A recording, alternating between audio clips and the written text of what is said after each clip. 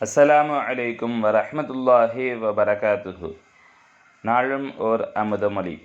இக்கலிமாவை சிறு பிராயத்தில் எப்படி கற்பிக்கப்பட்டார்களோ அவ்வாறே வளர்ந்தும் அதே கருத்தை தான் இன்னும் சொல்லிக் கொண்டிருக்கின்றனர்.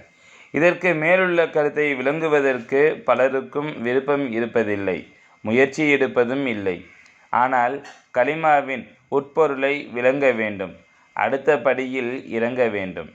ஷரியத் மட்டுமல்ல, தரீகத், ஹகீகத், மஅரிஃபத், வஹ்தானியத், அஹதியத், உஹதியத் என பல படிகள் உள்ளன. இவற்றில் மஅரிஃபா என்னும் படியை அடையத்தான் வேண்டும், உண்மையை அறியத்தானே வேண்டும். எல்லோரும் அல்லாஹ் அல்லாஹ் என சொல்கிறார்களே, அந்த அல்லாஹ் என்பதென்ன, அவன் எங்கிருக்கிறான், ஏன் இருக்கின்றான் எனும் ஆராய்ச்சி மக்கள் மத்தியில் இருக்க வேண்டும்.